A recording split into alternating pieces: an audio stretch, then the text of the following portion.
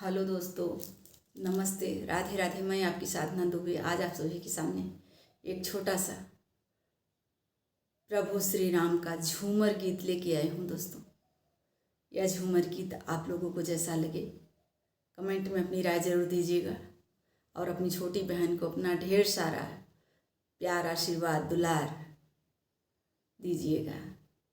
आइए देर न करते हुए वीडियो को आगे बढ़ाती हूँ। हमारे वीडियो को ज़्यादा से ज़्यादा शेयर कीजिएगा। दोस्तों, आशा नहीं पूरी उम्मीद करती हूँ आप लोगों से विनम्र निवेदन है कि अपने बहन के वीडियो को ज़्यादा से ज़्यादा देखें, ज़्यादा से ज़्यादा शेयर करें।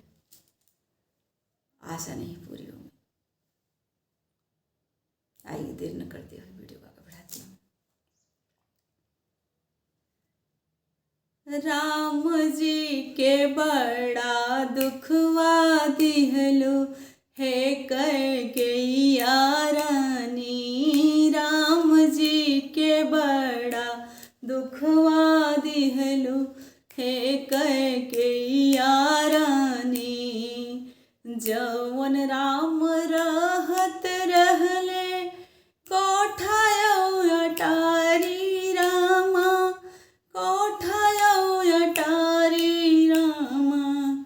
तवन राम के बन बन घूमैलो एक कैकेय्या रानी। तवन राम के बन बन घूमैलो एक कैकेय्या रानी। राम जी के बड़ी दुखवा दिहलो है कैकेय्या रानी। राम जी के बड़ी दुखवा दिहलो है कैकेय्या रानी। जवन राम खात रहले मेवायो मिश्री रामा। जवन राम खात रहले मेवायो मिश्री रामा। तवन राम के बन फल खियवलु है कैकेय्या रानी। तवन राम के बन फल खियैलो है कैकेय्या रानी। राम जी के बड़ा दुखवा दिहलो है कैकेय्या रानी।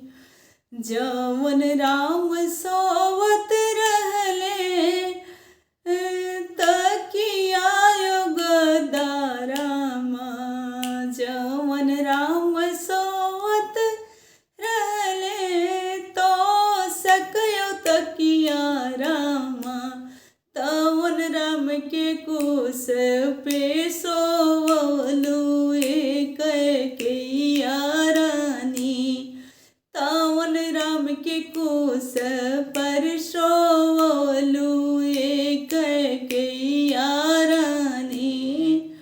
तवन राम के कुश पर सोवलु है कैकेय्या रानी। राम जी के बड़ी दुखवा दिहलो है कैकेय्या रानी। राम जी के बड़ी दुखवा दिहलो है कैकेय्या रानी। जवन राम घूमत रहले घरवायो गौआ रामा। जवन राम डोलत रहले गौआयो घरवा रामा। तवन राम के बन बन घूमैलो है कैकेय्या रानी। तवन राम के बन बन घूमैलो एक कैकेय्या रानी। राम जी के बड़ी दुखवा दिहलो है कैकेय्या रानी। राम जी के बड़ी दुखवा दिहलो एक कैकेय्या रानी।